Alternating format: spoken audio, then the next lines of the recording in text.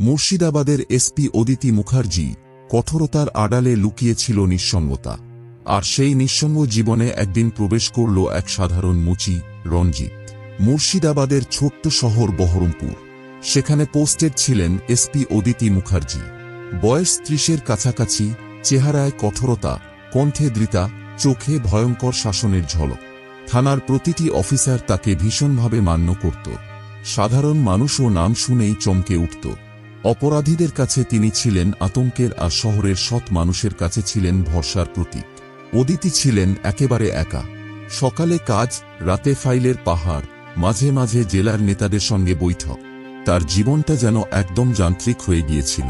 একসময় ভেবেছিলেন বিয়ে করবেন, সংসার করবেন, কিন্তু সময় আর পরিস্থিতি তাকে সেই সুযোগ দেয়নি। একদিন হঠাৎ শহরের কাঁসারিপট্টি বাজারে বেরিয়েছিলেন সাধারণ পোশাকে। গাড়ি থেকে নেমে হাঁটছিলেন, হঠাৎ স্যান্ডেলের ফিতে ছিঁড়ে গেল। বিরক্ত মুখে চারপাশে তাকাতেই চোখে পড়ল এক পুরনো ছোট্ট দোকান। মাটির উপরে টালির চাল, সামনে এক কাঠের বেঞ্চ, আর সেখানে বসে কাজ করছে এক যুবক। ছেলেটার নাম রঞ্জিত। বয়স ২৮-২৯ হবে। পেশায় সে মুচি। সে একেবারেই আলাদা ধরনের মানুষ।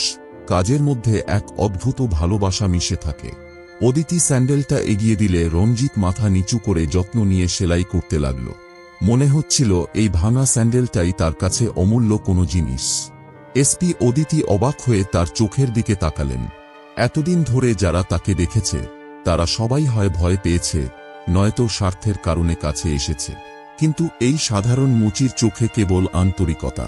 এরপর থেকে অদিতি প্রায় অজান্তেই বাজারের সেই দিক দিয়ে যাওয়া শুরু করলেন। কখনো জুতোর ফিতে, কখনো ব্যাগের চেইন, ছোটখাটো অজুহাত খুঁজে বের করতেন। আর রঞ্জিত হাসিমুখে কাজ করত, কিন্তু তার চোখে কিছু কথা জমে থাকত। সে জানত এসপি ম্যাডাম তার নাগালের বাইরে। তবুও ভাগ্য মাঝে মাঝে অসম্ভবকে সম্ভব করে। একদিন শহরে ভিড়ের মধ্যে হঠাৎ দাঙ্গা শুরু হলো। লোকজন পালাতে শুরু করল, পাথর ছুঁড়ে মারতে লাগলো উন্মত্ত জনতা। এই ভিড়েই আহত হয়ে মাটিতে পড়ে গেলেন অদিতি।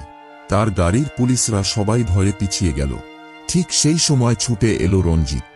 সে বিন্দুমাত্র দেরি না করে অদিতিকে নিজের কাঁধে তুলে নিল।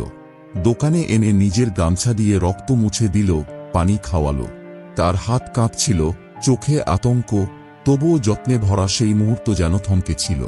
অদিতি ব্যথায় ভরা চোখে তাকিয়ে বললেন, তুমি সাধারণ নও রঞ্জিত। আমি ভুল করেছি তোমাকে সাধারণ ভেবে। সেদিনের পর পাল্টে গেল দুজনের জীবন। সমাজের চোখে এটা ছিল অসম প্রেম। একজন জেলার এসপি, আরেকজন বাজারের মুচি। অনেকে কটু কথা বলল, অনেকে বিদ্রুপ করল, কিন্তু অদিতি আর রঞ্জিত জানতেন, পদবি বা টাকা দিয়ে ভালোবাসা মাপা যায় না। তাদের গল্পটা শহরের অলিগলিতে ছড়িয়ে পড়ল। এসপি ম্যাডাম ধরা খেলেন এক সাধারণ মুচির প্রেমে।